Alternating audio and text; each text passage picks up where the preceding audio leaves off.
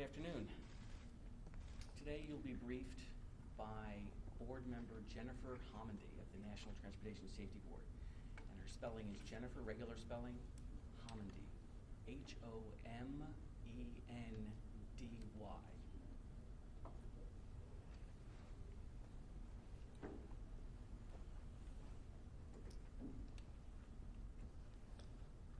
Good afternoon. My name is Jennifer Homendy, and I'm a board member with the National Transportation Safety Board.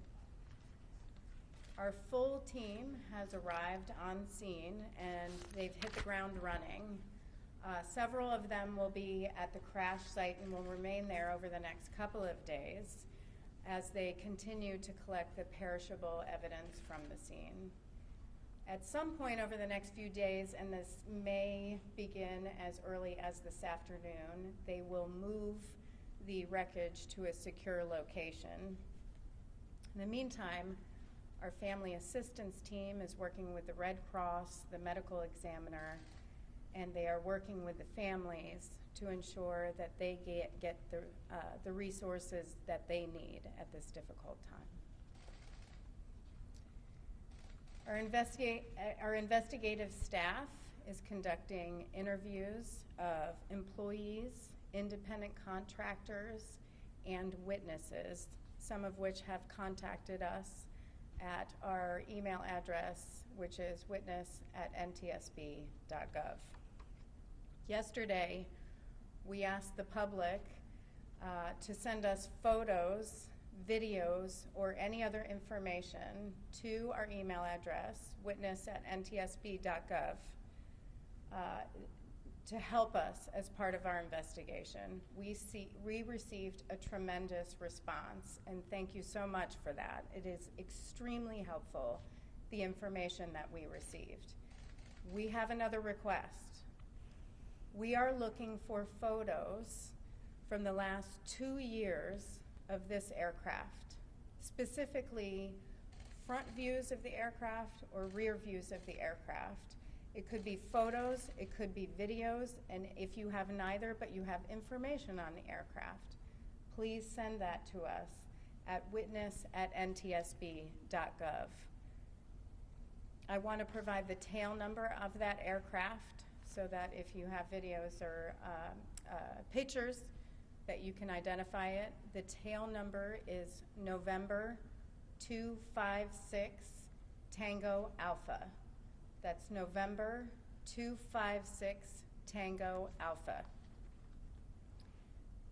Last night, we formed groups focused on specific aspects of the investigation. These are investigative groups led by an NTSB investigator to drill down on specific areas of an investigation. We have 3 groups.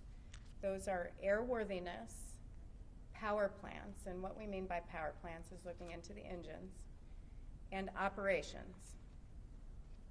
We also designated parties to the investigations.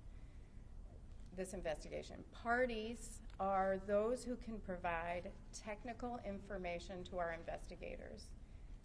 Parties to an investigation do not participate in the analysis of information. They are solely helpful to us for providing us with the technical information. The parties are the Federal Aviation Administration, Textron Aviation, which is the manufacturer of the aircraft, and Pratt & Whitney, which is the manufacturer of the engines. The areas we are continuing to focus on in this investigation are pilot performance, operations of the parachute center, aircraft inspection and maintenance, and federal oversight of this operator and the pilot. Yesterday I mentioned that since 2008, there have been 80 accidents involving skydiving operations, 80 accidents that resulted in 19 fatalities since 2008. Our goal at the NTSB is 0. 0 accidents, 0 deaths, and 0 injuries. In my view, 1 is too many. There is an inherent risk to parachuting, and there are measures that you take to mitigate that risk. but paying passengers should be able to count on an airworthy plane, an adequately trained pilot, a safe operator, and adequate federal oversight of those operations. In 2008, the NTSB published a special investigative report focused on the safety of parachute jump operations. As part of that investigative report, we identified differences in how these operations are regulated by the Federal Aviation Administration. Normally, passenger operations are regulated by Part 135 of the FAA regulations or Part 121. Those are the commercial operators. Part 135 are the air tour operators. Parachute operations are governed under Part 91 of the FAA regulations. Part 91 is weaker than Part 135 and Part 121. There are differences in how those operators are regulated. There are differences in requirements for initial and recurrent training, for example. There are differences in inspection and maintenance of aircraft, and there are differences in how the FAA oversees operations. The NTSB has called on the FAA to improve the safety of parachute jump operations. Some of those recommendations, specifically with respect to training, maintenance of aircraft, and FAA oversight, have not been acted on by the FAA. Now, I want to stress, those may not be issues or factors in this investigation. We will, however, be looking at that and those differences as part of our analysis of in this investigation. It's an area of interest. So with that, I just want to say this is going to be our last press briefing on scene. We're going to continue to provide updates from Washington, D.C. Our investigators, however, aren't leaving. Our investigators will remain on scene for the next several days. They will continue to do their work both on scene and in other areas. The preliminary report we expect will be out in 10 to 14 business days, and the final report within about 18 to 24 months. In that period of time, however, if we identify safety issues that are concerned for us, we will issue urgent safety recommendations. In the meantime, I would ask that people follow us on Twitter, which is at @NTSB_newsroom for any updates. Now I'm going to take questions. If you can raise your hand, provide your name and your affiliation. Yes? Sarah Madison from KHON2 News. Can you give us more details about the differences in Part 91? Yeah, in our 2008 report, we specifically looked at 3 areas that are different. Initial and recurrent training of pilots. We looked at FAA oversight and direct surveillance of operations, meaning direct oversight of these operators. And we looked at differences in aircraft maintenance and inspection. Right, but so what are the differences between Part 135? Do they not get inspected? Or they get inspected less? And how often do they get inspected? Well, here's a perfect example. For aircraft, they do have to comply with airworthiness directives that are issued by the Federal Aviation Administration. But many times manufacturers will issue special bulletins advising operators to make certain repairs or changes to their aircraft. They aren't required to comply with those. But they are under Part 135. Do you want to talk a little bit more? Aren't required to meet those manufactured maintenance inspections, maintenance repair. I'm going to ask, this is our investigator in charge, Elliot Simpson, so I'm going to ask him to talk a little bit more about some of those differences in those areas. Go. Sure. Certainly there are quite a few differences. In this specific case, Part 135 operators and Part 121 operators are required to abide by airworthiness directives, which are mandated by the FAA. Service bulletins are a lower level issue issued by the manufacturer. They're certainly not something that rises to the level of an airworthiness directive, and most Part 91 operations aren't required to adhere to service bulletins in that specific case.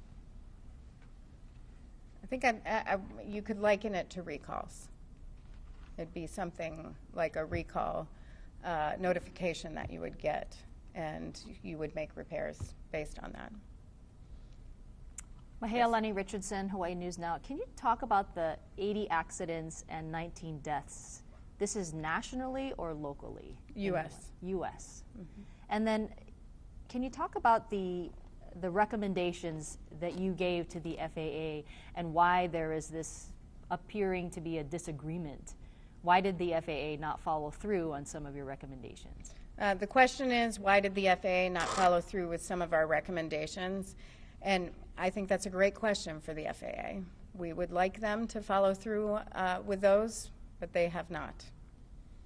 So. The general aviation industry, those who are too afraid to speak out, but those who have been involved with inspections, call Dillingham Airfield the Wild Wild West because it is on the North Shore. Inspectors potentially might not have gone out there to look, and when they're not there, lack of regulation is happening. Can you explain on that? Well, the question is about is there lack of regulation at this specific airfield? We are looking at this specific accident and this specific operator. What I will tell you is that this operator started operations in June 2017, and received a initial startup inspection by the FAA in December of 2017, and then as part of a follow-on to that, received an operations inspection in March of 2018. Those are the only inspections, and that's normal as part of startup of operations. Yes. What's the maximum number of passengers an aircraft can carry for it to be in Part 91, and then when does it jump to the other categories? Yeah.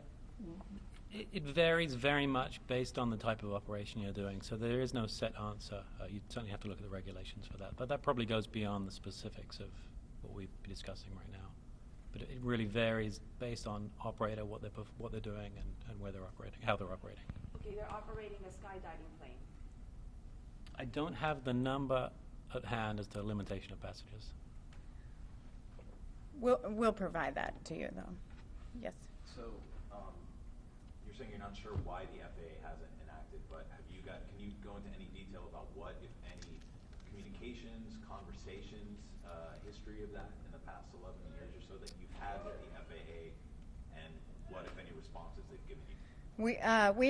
We have had some communications back and forth. There are letter communications after we issue any recommendations, and we've now designated those as unacceptable action by the FAA, and we can provide you with some of those back and forth materials. Is it safe to say this press conference, it kind of feels like you're trying to put the FAA on notice to a certain extent? Are we trying to put the FAA on notice on this? Yes. We identified several safety concerns in 2008 with respect to parachute jump operations. Accidents continue to happen. There have been fatalities since that time. There are still differences in the operations between a parachute jump operation and, say, a Part 135 air tour operator, and we think there shouldn't be differences. Other questions? Yes.